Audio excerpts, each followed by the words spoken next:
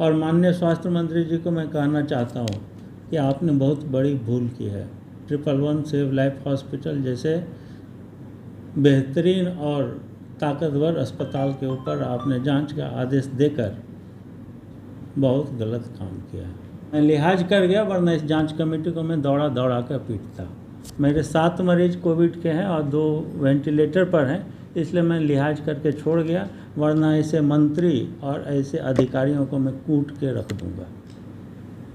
3-4 घंटा तक। अब इससे ज़्यादा स्टेटमेंट क्या होगा? मंत्री को भी कूटूंगा। जांच कमेटी बनाने बैठा ओपी आनंद पर कल तक टेम्पो चला रहा था, जो आदमी जान बचा रहा है उसको तुम आ रहा है जांच करने के लिए। आज लगभग 12 बजे मुझे सूचना मिली कि सिविल सर्जन कार्यालय सरायकेला से एक कमेटी जांच के लिए आई है। जांच समिति से मैंने पूछा उद्देश्य क्या है। उन्होंने कहा कि स्वास्थ्य मंत्री माननीय विधायक श्री बन्ना गुप्ता जी ने उन्हें जांच का आदेश दिया है। जांच का मुख्य बिंदु है पैकेज रेट। मैंने जांच कमेटी जो प्रभारी सिविल सर्जन है उनसे पैकेज रेट और उसके डिटेल के बारे में जानकारी मांगी। मैंने उनसे पूछा कि इस पैकेज रेट में किस प्रोटोकॉल के आधार पर रेट तय किया गया है, किस दवाई के आधार पर तय किया गया है, किस सामान पर तय किया गया और कितना ऑक्सीजन लेवल पर तय किया गया है। किसी भी पैकेज रेट का निर्धारण उसके वास्तविक मूल्य के आधार पर ही होता है। इसके अलावा बेड चार्ज क्या है, डॉक्टर्स विजिट क्या चार्ज है, पैकेज का मतलब सब होता है, ऑल इन ऑल।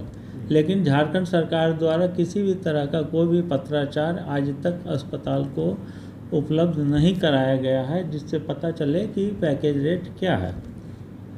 मैंने कमेटी के सदस्यों को कहा कि आपके पास जो सूचना उपलब्ध है या जो सूची उपलब्ध है कि पैकेज रेट में क्या क्या चीज़ें हैं वो उपलब्ध कराई जाए।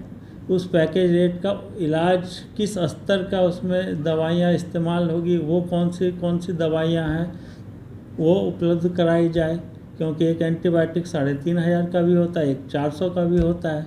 तो जो सरकार अपने विधायक के ऊपर कई करोड़ खर्च करती है और गरीबों का रेट वो 6000 रुपये तय करती है, तो जनता को और मुझे ये जानने का हक है कि आखिर उसका रेट का आधार क्या है। क्या झारखंड की गरीब जनता के लिए अलग इलाज होगा और इसके मंत्री के लिए अलग इलाज होगा? और माननीय स्वास्थ्य मंत्री जी को मैं कहना चाहता हूँ कि आपने बहुत बड़ी भूल की है। 111 सेव लाइफ हॉस्पिटल जैसे बेहतरीन और ताकतवर अस्पताल के ऊपर आपने जांच का आदेश देकर बहुत गलत काम किया। उनके द्वारा आपके डॉक्टरों को भी बैठा लिया गया था जिसके लिए थोड़ी देर तक यहाँ चिकित्सा सेवा प्रभावी हुई थी, तो उसमें क्या कहना है?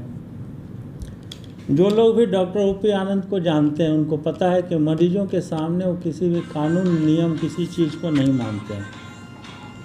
मैं लिहाज कर गया, वरना इस जांच कमेटी को मैं दौड़ा दौड़ा कर पीटता। मेरे 7 मरीज कोविड के हैं और 2 वेंटिलेटर पर हैं, इसलिए मैं लिहाज करके छोड़ गया, वरना ऐसे मंत्री और ऐसे अधिकारियों को मैं कूट के रख दूंगा। 3-4 घंटा तक। अब इससे ज़्यादा स्टेटमेंट क्या होगा? मंत्री को भी कूट। जांच कमेटी बनाने बैठा ओपी आनंद पर तक टेम्पो चला रहा था, जो आदमी जान बचा रहा है उसको तुम आ रहा है जांच करने के लिए।